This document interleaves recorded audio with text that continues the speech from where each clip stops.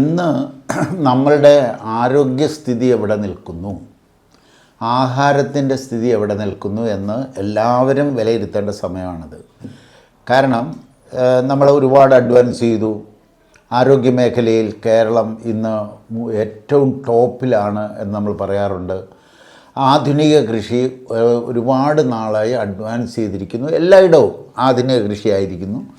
ഇതെല്ലാം ശരിയാണ്. പക്ഷേ ഇന്ന് നമ്മളുടെ അനുഭവത്തിൽ നമ്മളുടെ അവസ്ഥ എവിടെ നിൽക്കുന്നു? ആരോഗ്യത്തിൻ്റെ കാര്യം എടുത്താൽ നമുക്കൊരു കാര്യം മനസ്സിലാകും. രോഗമില്ലാത്ത ഒരു വീട് പോലും ഇന്ന് കേരളത്തിലില്ല എന്നുള്ളതാണ്. ഒരു വീട്ടിൽ തന്നെ 4 പേരുണ്ടെങ്കിൽ 4 പേരും രോഗികൾ, ഒരാളിൽ തന്നെ 10-15 രോഗങ്ങൾ. ഇങ്ങനെ ആയാലെങ്ങനെ ആരോഗ്യമേഖലയിൽ നമ്മൾ മുമ്പിലാണോ പിന്നിലാണോ എന്ന് നമ്മൾ വിലയിരുത്തണമെന്നുണ്ടെങ്കിൽ മനുഷ്യരുടെ രോഗാവസ്ഥയല്ലേ വിലയിരുത്തണ്ടേ, അല്ലാതെ ആശുപത്രികളുടെ സൗകര്യങ്ങൾ, ചികിത്സാശാസ്ത്രങ്ങളുടെ എണ്ണം കൂടിയതുകൊണ്ടോ ആശുപത്രികളുടെ എണ്ണം കൂടിയതുകൊണ്ടോ എല്ലാ പഞ്ചായത്തിലും പ്രാഥമിക ആരോഗ്യ കേന്ദ്രങ്ങളുണ്ടായതുകൊണ്ടോ പഞ്ചായത്തിൽ തന്നെ എല്ലാ വാർഡിലും സബ് സെൻ്ററുകൾ ഉണ്ടായതുകൊണ്ടോ ആരോഗ്യത്തിൻ്റെ മാനദണ്ഡമാണോ അത്? ആരോഗ്യത്തിൻ്റെ മാനദണ്ഡം എടുക്കേണ്ടത് ഒരു വീട്ടിൽ എല്ലാവരും രോഗമില്ലാത്ത, മരുന്ന് കഴിക്കാതെ ജീവിക്കുന്ന ഒരവസ്ഥയുണ്ടോ? നേരെ തിരിച്ചല്ലേ കേരളം? നേരെ തിരിച്ചാണ് കേരളത്തിൽ കംപ്ലീറ്റ് ഇപ്പോൾ ഞാൻ ആരോഗ്യ മേഖലയിൽ നിൽക്കുന്നത് കൊണ്ട് എനിക്ക് മനസ്സിലായിട്ടുള്ളത്, കേരളം തകർന്ന് തരിപ്പണമായി എന്നാണ് ആരോഗ്യ മേഖലയിൽ. ഇതിൻ്റെ കാരണം അന്വേഷിച്ച് നമുക്ക് പുറകോട്ട് ചെന്ന് കഴിഞ്ഞാൽ നമുക്ക് മനസ്സിലാകുക കേരളത്തിൻ്റെ ആഹാരത്തിൻ്റെ അവസ്ഥ എന്താണ്. കേരളത്തിൽ ഇന്ന് നമുക്ക് കിട്ടുന്ന സകലതും വിഷത്തിൽ കുളിപ്പിച്ചതല്ലേ, മായം ചേർന്നതല്ലേ, പോഷകക്കുറവുള്ളതല്ലേ? ഇത് നമ്മൾ മനസ്സിലാക്കേണ്ട ഒരു കാര്യമല്ലേ? നമ്മൾ വെറുതെ കണ്ണടച്ച് ഇരുട്ടാക്കി മുന്നോട്ട് പോകാൻ പറ്റുന്ന ഒരവസ്ഥയിലാണോ ഇന്ന് നമ്മൾ? ഇപ്പോൾ നമ്മൾ കേരളത്തിൽ ക്യാൻസർ കൂടുതലാണ്, അത് കീടനാശിനിയുടെ കൊണ്ടാണ് എന്ന് പറഞ്ഞാൽ, അതിന് തെളിവില്ല എന്ന് പറഞ്ഞാൽ എന്താ അവസ്ഥ? അതിന് തെളിവുണ്ടോ ഇല്ലെന്നുള്ളതൊന്നുമല്ല. നമ്മുടെ ഇന്ന് ക്യാൻസർ പെരുകിയിരിക്കുന്നു, രോഗങ്ങൾ മൊത്തം പെരുകിയിരിക്കുന്നു, ആഹാരം മൊത്തം മായം ചേർന്നതാണെന്ന് എല്ലാവരും സമ്മതിച്ചു കഴിഞ്ഞിരിക്കുന്നു, പത്രമാധ്യമങ്ങൾ എല്ലാവരും. അരിയും ഗോതമ്പും പഴങ്ങളും പച്ചക്കറികളും പാല്, മുട്ട, മത്തി ഉൾപ്പെടെ, മീൻ ഉൾപ്പെടെ സകലവും വിഷമായി കണ്ടിരിക്കുന്നു. വായു വിഷമാണ്, വെള്ളം വിഷമാണ്. നമ്മൾ കൊള്ളുന്ന ചൂട്, അഗ്നി എന്ന് പറയുന്ന പഞ്ചഭൂതങ്ങളിലെ അഗ്നി എന്ന് പറയുന്ന ഘടകം, അവിടെ നമ്മൾ ഓസോൺ പാളിയിൽ ദോരമുണ്ടായി അതിലൂടെ വരുന്ന അൾട്രാ വയലറ്റ് രശ്മികൾ നമുക്ക് ഹാനികരമായിരിക്കുന്നു. ഇന്ന് സൺസ്ക്രീൻ എന്ന് പറയുന്ന പെരട്ടിക്കൊണ്ടാണ് കുട്ടികൾ മുഴുവൻ വെളിയിൽ ഇറങ്ങണേ. ആ സൺസ്ക്രീൻ പെരട്ടുന്നത് കൊണ്ടുള്ള ദൂഷ്യങ്ങളും വന്നു തുടങ്ങിക്കഴിഞ്ഞിരിക്കുന്നു. കാരണം വിയർക്കാതിരിക്കുന്നത് കൊണ്ട് വന്നിരിക്കുന്നു. അപ്പോൾ ഇത് എല്ലാം, അതായത് നമ്മളുടെ പ്രകൃതി നമ്മളെ സൃഷ്ടിച്ചിരിക്കുന്നത് പഞ്ചഭൂതങ്ങൾ 5 കൊണ്ടാണ്. ഈ പഞ്ചഭൂതങ്ങൾ 5 വിഷമയമാക്കി ജീവിയാണ് നമ്മൾ. ഈ 5 വിഷമയമായാൽ ശരീരം വിഷമയമാകില്ലേ? അതിന് ഗവേഷണം നടത്തേണ്ട കാര്യമല്ലോ അതുകൊണ്ടോ? കംപ്ലീറ്റ് വിഷമായിരിക്കുന്നു. അതായത് ആധുനിക കൃഷി രീതി നമുക്ക് സമ്മാനിച്ചത് എന്താണ്? അതായത് ഒരു 10,000 വർഷം നമ്മളുടെ പാരമ്പര്യ കൃഷി ജൈവ കൃഷിയായിരുന്നു. ജൈവ വളപ്രയോഗങ്ങൾ മാത്രമായിരുന്നു ഉണ്ടായിരുന്നത്.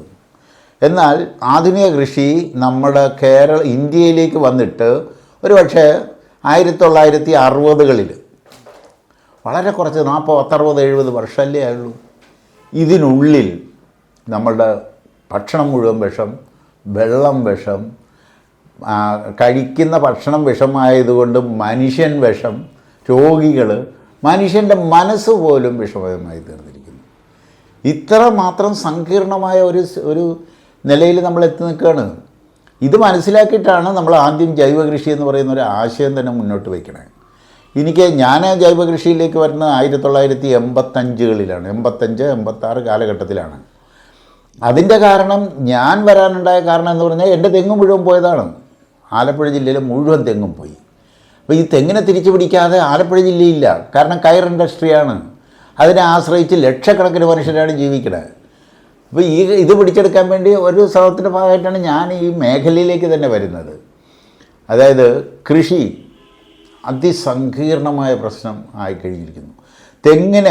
തെങ്ങിൻ്റെ ഗവേഷണം തുടങ്ങിയിട്ട് ഒരു പക്ഷേ 100 വർഷത്തിന് മേലായി കഴിഞ്ഞു.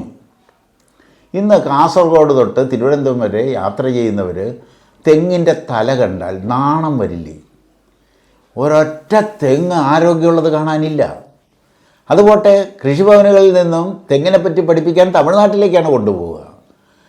അതും നാണക്കേടല്ലേ നമുക്ക്? കേരളം എന്ന പേര് വന്നത് ഈ തെങ്ങ് കൊണ്ടല്ലേ? അത് നമുക്ക് നഷ്ടപ്പെട്ടിട്ട് തിരിച്ചു പിടിക്കാൻ പറ്റുന്നില്ല. അപ്പോൾ സ്വാഭാവികമായും നമുക്കൊരു സംശയം തോന്നില്ലേ? എനിക്ക് സംശയം തോന്നി. അതായത് ആധുനിക കൃഷിശാസ്ത്രം പറയുന്നത് മുഴുവൻ ചെയ്തിട്ടും എൻ്റെ 82 തെങ്ങുകൾക്കും രോഗം വന്നാൽ ഞാൻ ആ ശാസ്ത്രത്തെ ആര് പറഞ്ഞാലും വിശ്വസിക്കില്ല. ഇതിൻ്റെ അടിസ്ഥാനത്തിലാണ് ഞാൻ പഠനം തന്നെ തുടങ്ങുന്നത്.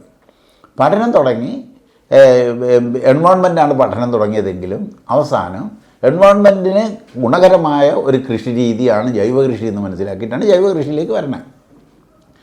ജൈവ കൃഷിയിലേക്ക് വന്ന ഒരുപാട് കൃഷി രീതികൾ ജൈവ കൃഷിയിൽ ലോകമെമ്പാടുമുണ്ട്. ഹോമ ഫാമിംഗ് ഉണ്ട്, തെർമൽ പവർ, ഭൂമിയുടെ തെർമൽ പവർ എടുക്കുന്നതുകൊണ്ട് കൊമ്പ് വളം ഉണ്ടാക്കി എടുക്കുന്ന ഈ ജർമ്മൻകാരുടെയൊക്കെ ഒരുപാട് സാധനങ്ങൾ ഇവിടെ ഉണ്ട്. ഇതെല്ലാം ഞാൻ പഠിച്ചു. ആദ്യമായി മെയിനായിട്ട് പഠിച്ചത് നാച്ചുറൽ ഫാമിംഗ് ആണ്. ജപ്പാൻകാരൻ്റെ natural farming, Masanobu ഫുക്കുവോക്കയുടെ natural farming. അത് പഠിച്ചപ്പോഴത്തേക്ക് ഏകദേശം നമ്മളുടെ പ്രശ്നങ്ങളുടെ സങ്കീർണത എന്താണെന്നൊരു പിടികിട്ടി. പക്ഷേ സൊല്യൂഷൻ അതിനകത്ത് വരുന്നില്ല.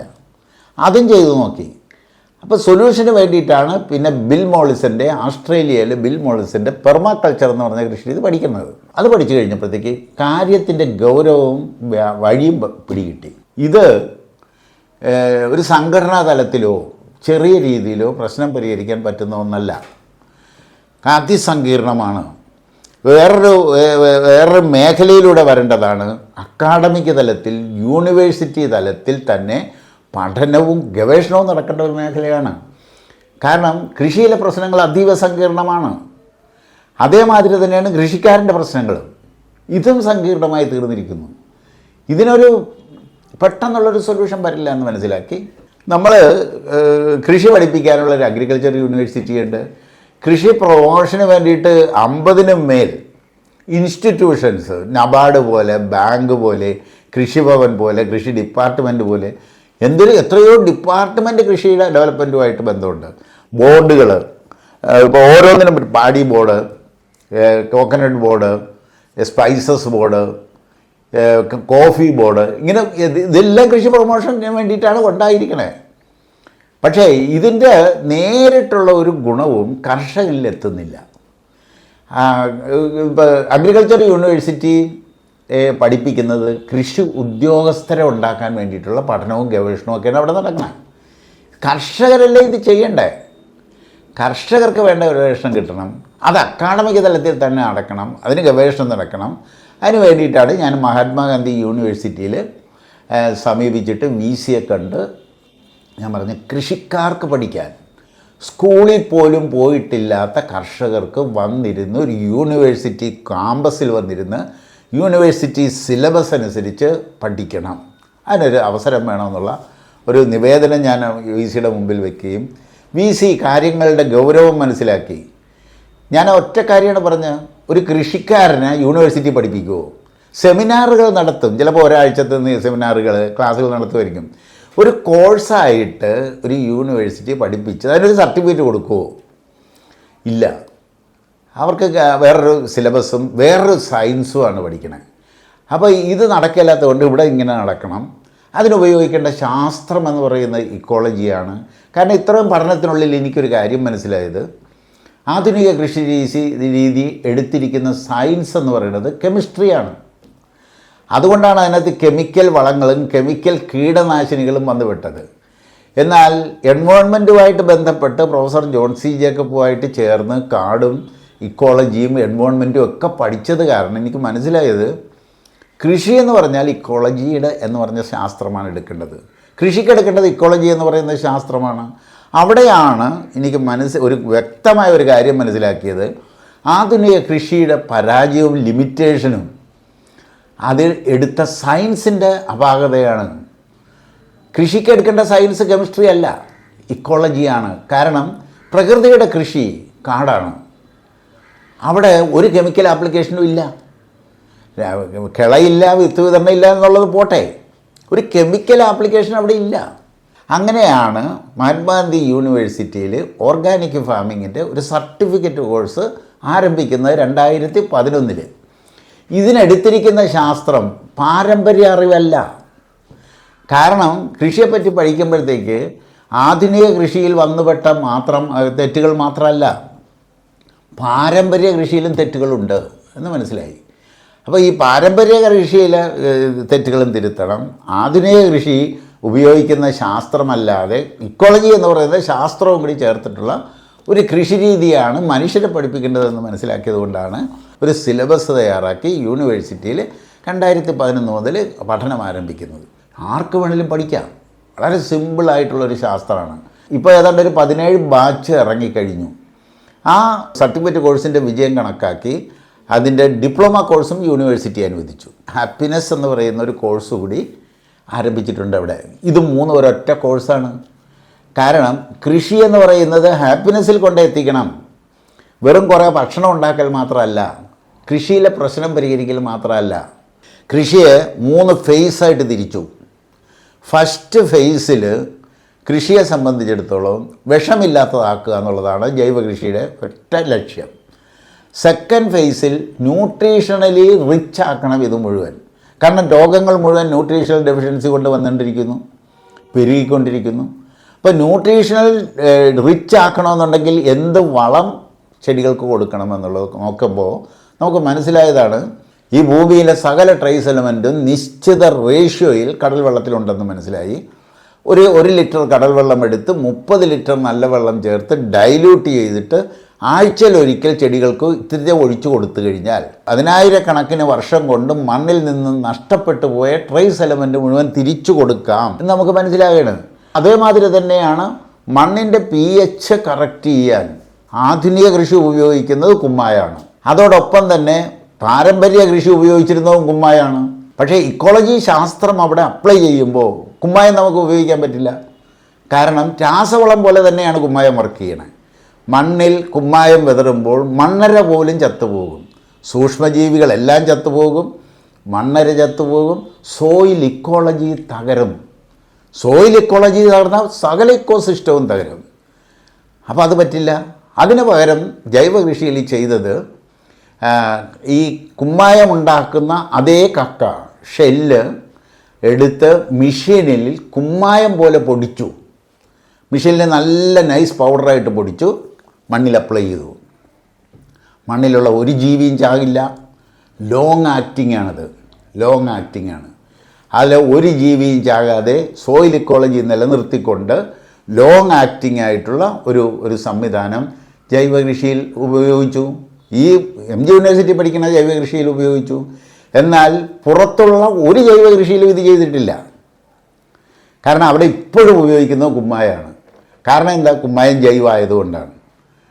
കുമ്മായം ജൈവമാണെങ്കിലും ഇക്കോളജി ശാസ്ത്രപ്രകാരം സോയിൽ ഇക്കോളജി തകരരുത് എന്നുള്ളത് കൊണ്ടും ഒരു ജീവിയെയും കൊല്ലുന്നതാവരുത് വളപ്രയോഗം എന്നതുകൊണ്ടും നമ്മളത് ഉപയോഗിക്കില്ല. ഇതാണ് ഈ പ്രകടമായ വ്യത്യാസം. ഇതാണ് പ്രകടമായ വ്യത്യാസം ഇതിനുണ്ട്.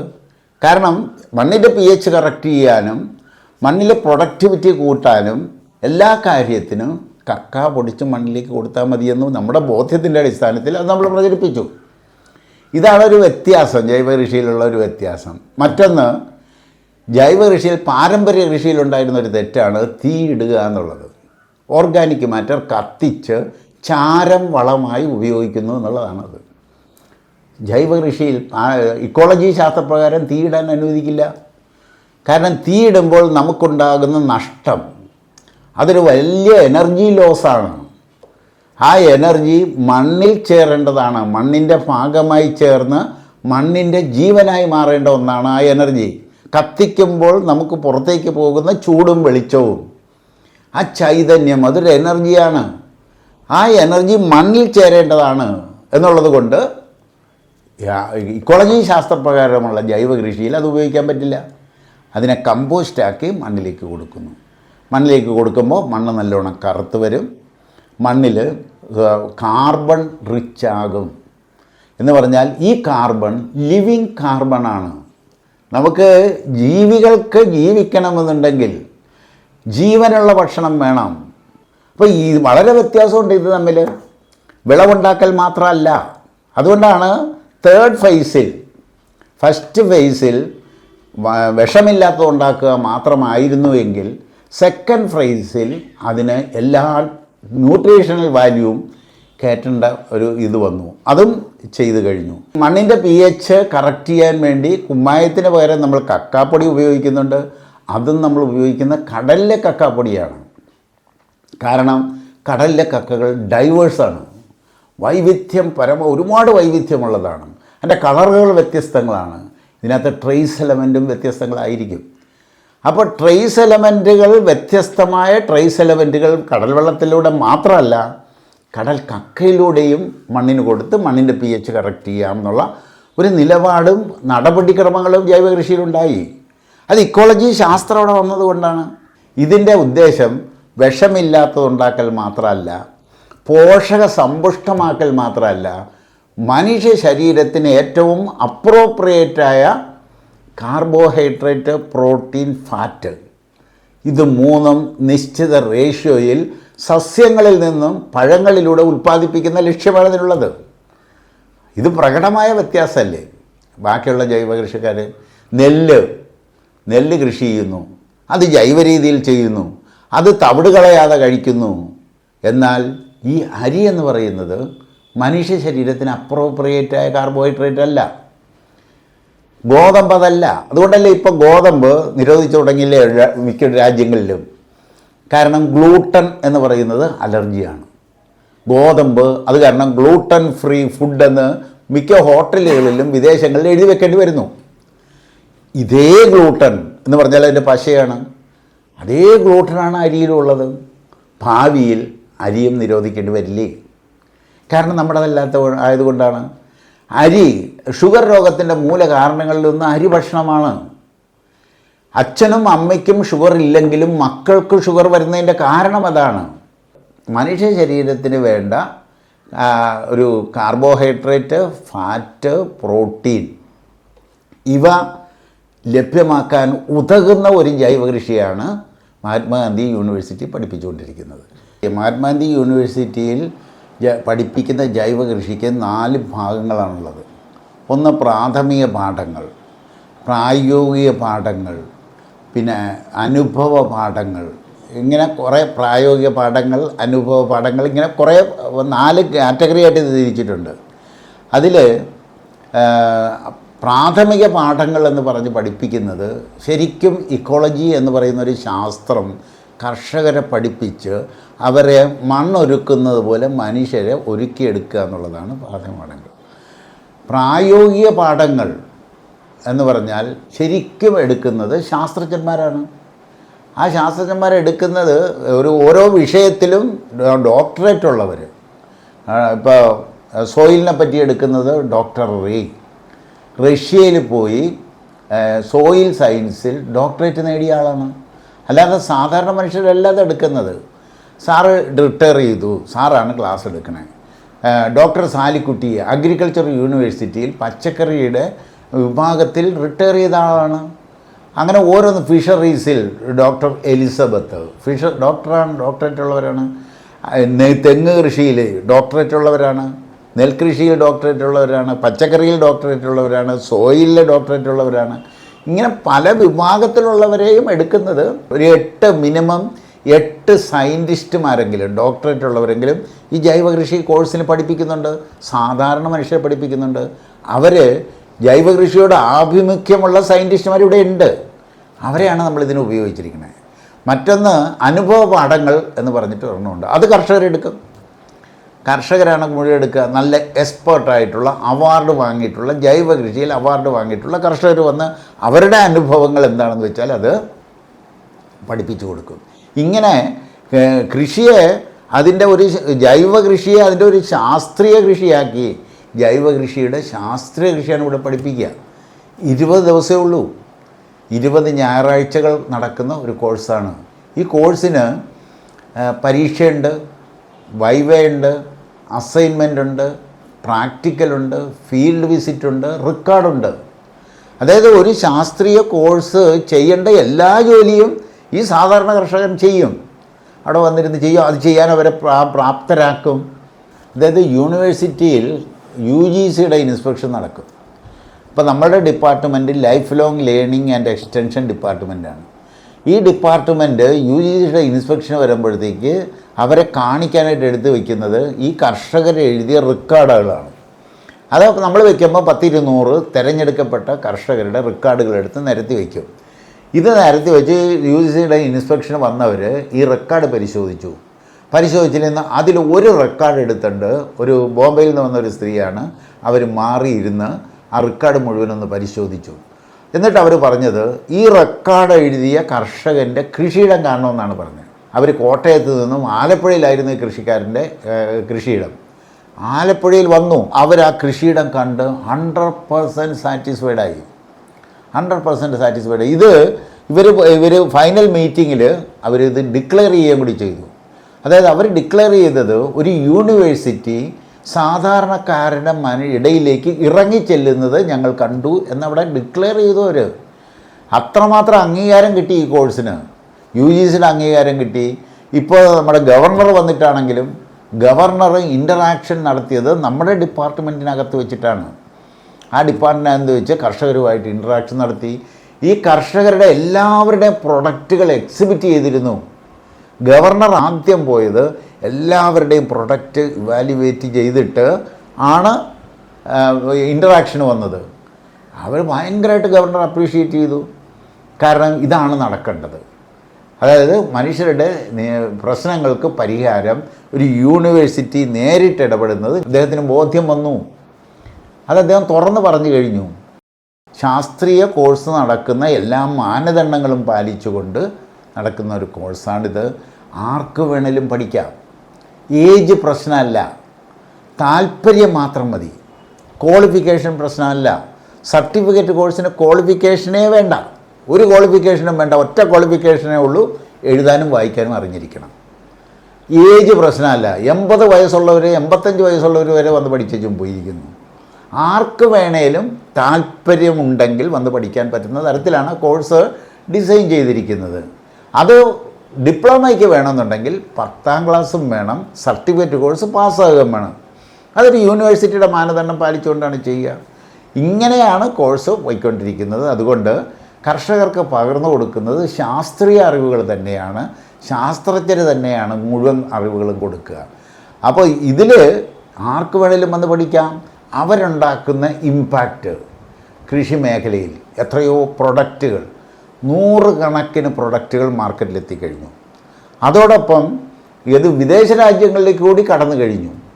അതായത് നമ്മൾ പഠിച്ചിറങ്ങിയതിൻ്റെ ആ ഒറ്റ അഡ്വാൻറ്റേജ് എടുത്തിട്ട് ദുബായിലൊരു സെൻറ്റർ തുടങ്ങിക്കഴിഞ്ഞു. ആസ്ട്രേലിയയിലോട്ട് തുടങ്ങാൻ പോകുന്നു. ഇനി അമേരിക്കയിലും തുടങ്ങും. ഇങ്ങനെ പല മേഖലകളിൽ വിദേശ രാജ്യങ്ങളിൽ പോലും അക്സെപ്റ്റ് ചെയ്യാൻ പറ്റുന്ന തരത്തിലുള്ളൊരു കോഴ്സ്, ആയിരക്കണക്കിന് കുട്ടികൾക്ക് തൊഴിലവസരങ്ങൾ ക്രിയേറ്റ് ചെയ്യുന്നൊരു കോഴ്സാണ് ഇത്. ഇപ്പോൾ ഒരു ജോലിക്ക് പോകണ ഒരുത്തന് വേണേലും വന്ന് പഠിക്കാം. അങ്ങനെ ഡിസൈൻ ചെയ്തിരിക്കുന്ന കോഴ്സാണ്.